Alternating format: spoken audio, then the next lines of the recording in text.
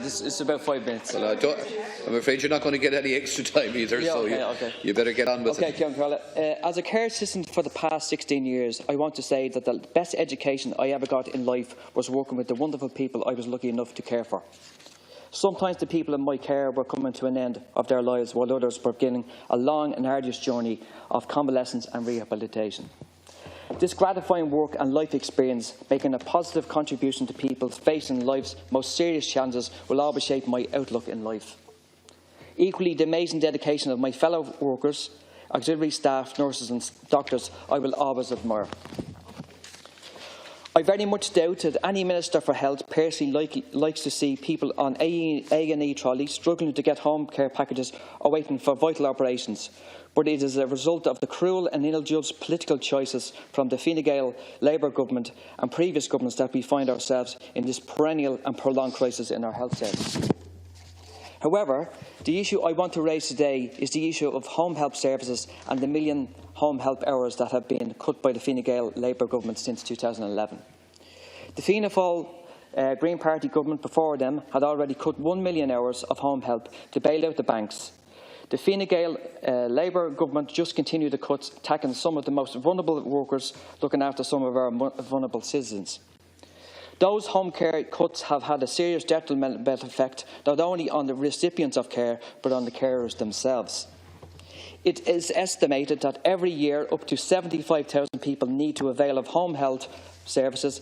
At present, according to the HSE, only 21,000 people are benefiting from some sort of package, and the number of home care hours will fall by 50,000 hours this year. As the government is well aware, the demand for home care packages and home care hours is growing every year because of our ageing population. The cuts to home care packages is not, as often claimed, just a cost-saving exercise. It also serves the government's ideological commitment to for-profit provision for private companies. That is a policy of privatisation of public health care and home care. At present, there are 50 private for-profit home care providers in Ireland. This market is worth €330 million. These are highly profitable companies who get contracts worth millions of euros per year from the HSE. On the other hand, the salaries of the care workers who actually provide the care average from €10 to €11 an hour, while their employer charges over €26, more than double what per hour what they get. This level of profiteering is a waste of public funding and is a shame and a scandal why so many are left without care. Cian Carla, leading geriatric doctor, Professor Des O'Neill of Dail Hospital, recently described the cuts to home care as totally bonkers and self-defeating.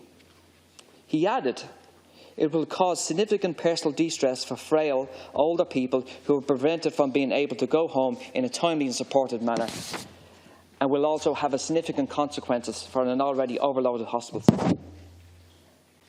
Professor O'Neill's sentiments are shared by the vast majority of health and social care staff, carers and those requiring care. Surely, in an age where people would prefer to stay at home rather than excessive and needless stays at hospitals, we would be funding home care packages as a priority. We need to respect and value the work done by care workers and carers in this country. We need to put an end to care cramming, which forces home care workers to race against the clock through unreasonable time allocations and which places those vulnerable citizens being cared for risk of injury. In conclusion, Cian Carla, the issue of home care is like many other social services such as housing, health care and water supply in a state of ongoing crisis. Measures which are urgently required are to employ more care workers in properly paid permanent jobs with adequate training and support, stop the privatisation of our health system through expensive contracts for profit companies, provide medical cards at a minimum to all those receiving long-term care, abolish means tests for carers, and improve their carers allowance payments and other supports. And finally, Cian Carla, I'm okay with time, publish and fund Phase 2 of the National Care Strategy to set out a clear plan for carers from 2016 to 2020. Thank you very much. Thank you very much, Deputy Kenny. Deputy Eamon Ryan, you have 10 minutes.